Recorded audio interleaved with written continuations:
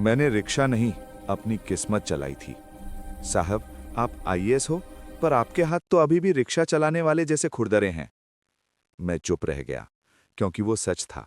मेरे हाथों की लकीरें आज भी उन 15 सालों की गवाही देती हैं, जब मैं भोर से पहले उठकर रिक्शा निकालता था और रात को थककर गिरता था।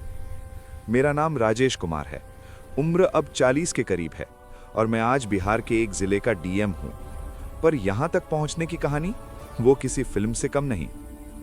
वो रात जिसने सब बदल दिया। मैं पटना के गोलघर के पास रिक्शा खड़ा किए बैठा था। रात के 9 बज चुके थे। मेरी उम्र तब 17 साल थी। गांव से भागकर शहर आए मुझे 3 महीने हो चुके थे। भैया, गांधी मैदान चलोगे? आवाज एक लड़की की थी, करीब 19-20 साल की। हाथ में किताबें थी, कोचिंग से लौट रही होगी। मैंने हाँ कहा। रास्ते भर वो किताब पढ़ती रही। मैं पैडल मारता रहा, पर एक जगह ट्रैफिक में रिक्शा रुका तो उसकी किताब नीचे गिर गई। मैंने झुककर उठाई। भारतीय संविधान और प्रशासन। यूपीएससी की तैयारी कर रही हो? मैंने पूछा। वो हंसी। हाँ, तीसरी बार अटेम्प्ट है, अब की बार जरूर निकलूंगी। मैं चुप रह गया। मेरे मन में कुछ हिला। तुम पढ़े लिखे हो? उसने पूछा। 10वीं बस। फिर भी समझदार लगते हो, उसने मुस्कुराते हुए कहा। उस रात उस लड़की ने मुझे 10 रुपए ज्यादा दिए और कहा, तुम भी कुछ बनोगे, मुझे यकीन है। मैं नहीं जानता था कि उसने मजाक किया था या सच कहा था, पर उस वाक्य ने मेरे अंदर कुछ जगा दिया। पिता की लाश और मां का सवाल।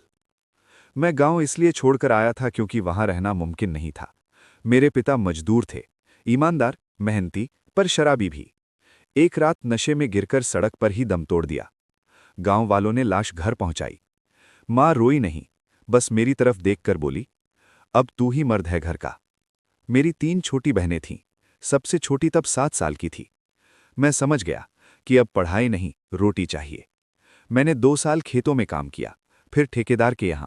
फिर एक दिन एक रिश्तेदार ने कहा, पटना चला जा, रिक्शा चला लेना, कम से कम 2-2.5 हजार महीने के हो जाएंगे। मैं चला आया, पर मां ने जाते वक्त कहा था, बेटा, तुझे पढ़ाना चाहती थी मैं, माफ कर दे। वो लड़की जो मेरी किस्मत बन गई। उस रात के बाद मैं उस लड़की को भूल नहीं पाया। मैं रोज उसी इलाके में रिक्शा खड़ा करने लगा। कभी कभी वो दिख जाती। एक दिन फिर बैठी। याद है मुझे? मैंने हिम्मत करके पूछा। हाँ, तुम वही हो ना, संविधान वाली किताब उठाने वाले? मैं भी पढ़ना चाहता हूं। मेरे मुंह से अचानक निकल गया।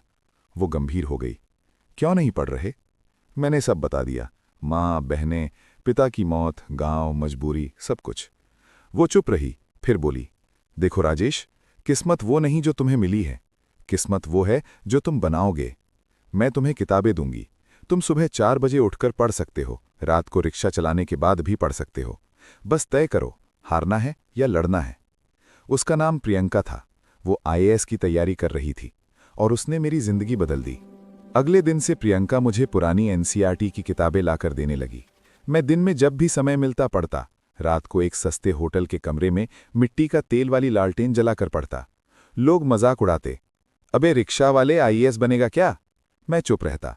मां का फोन और टूटा सपना। 3 साल बीत गए। मैंने 12वीं की परीक्षा निकाली। प्रियंका ने मुझे ग्रेजुएशन के लिए प्रेरित किया।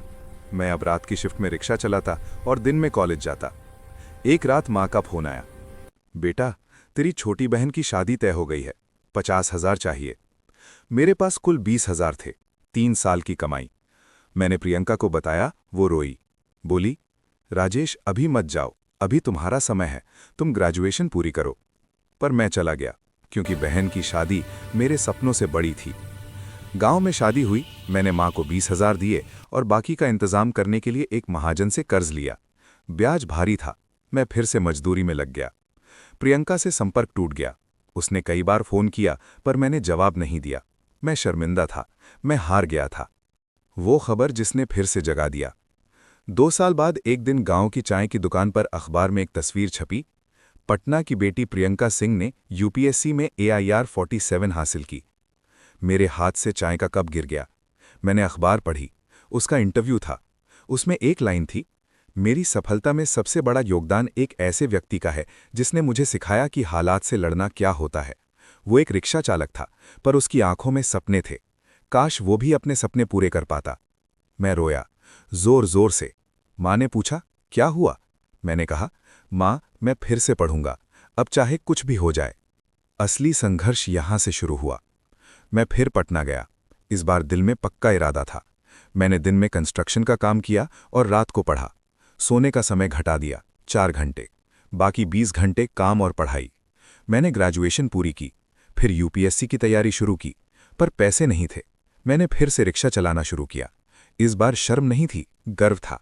लोग फिर हंसे, अबे अब भी आईएएस का सपना देख रहा है। मैं मुस्कुराता और पैडल मारता रहता।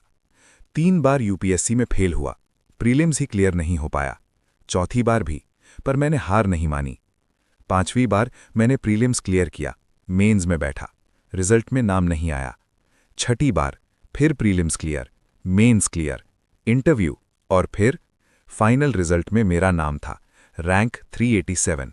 मैं आईएएस बन गया था। वो मुलाकात जो दिल तोड़ गई। ट्रेनिंग के दौरान मैंने प्रियंका को खोजा। पता चला वो अब किसी और जिले में डीसी है। मैं उससे मिलने गया। वो मुझे देखकर रोने लगी। तुमने कर दिखाया राजेश, मुझे पता था। मैंने पूछा, तुमने उस इंटरव्यू में मेरे बारे में क्यों लिखा? वो बोली, क्योंकि तुम मेरी प्रेरणा थे। मैंने तुम्हें खो दिया था, पर तुम्हारा संघर्ष मुझे हमेशा याद रहा। मैंने कहा, मैं तुमसे प्यार करता था प्रियंका। वो रुकी, फिर धीरे से बोली, मुझे पता था राजेश, पर मैं भी जानती थी कि तुम अपने सपने से पीछे नहीं हटोगे, इसलिए मैंने कभी कहा नहीं। और अब मेरी शादी हो चुकी है। मेरा दिल टूट गया, पर मैंने मुस्कुराते हुए कहा, ठीक है, शायद किस्मत में यही लिखा था, पर तुम्हारा शुक्रिया हमेशा रहेगा। आज मैं क्या हूं? आज मैं डीएम हूं। मेरी माँ मेरे साथ रहती है। मेरी तीनों बहनें अच्छे घरों में हैं। मैं हर महीने गरीब बच्चों के लिए किताबें और स्कॉलरशिप देता हूं। पर आज भी जब मैं किसी रिक्शा चालक को देखता हूं तो रुक जाता हूं, उसे पैसे देता हूं और कहता हूं, भाई हिम्मत मत हारना, मैं भी तुम्हारे जैसा था। लोग कहते हैं, आप आईएएस हैं, ये सब करने की क्या जरूरत? मैं कहता हूं, जरूरत इसलिए है क्योंकि मैं जानता हूं कि किसी को सिर्फ एक उम्मीद की जरूरत होती है, बाकी वो खुद लड़ लेता है। अंतिम संदेश। दोस्तों, जिंदगी में हालात हमें तोड़ने की कोशिश करते हैं, पर असली हार तब होती है जब हम खुद को तोड़ देते हैं। मैंने रिक्शा चलाया, पर अपनी किस्मत नहीं चलने दी। याद रखना, सपने वो नहीं जो नींद में आए, सपने वो हैं जो नींद उड़ा दें। और हाँ प्रियंका, अगर तुम ये सुन रही हो तो जान लो, तुम मेरी सबसे बड़ी सफलता नहीं बल्कि सबसे खूबसूरत असफलता थी। पर तुम्हारी वजह से ही मैं यहां तक पहुंचा। जय हिंद।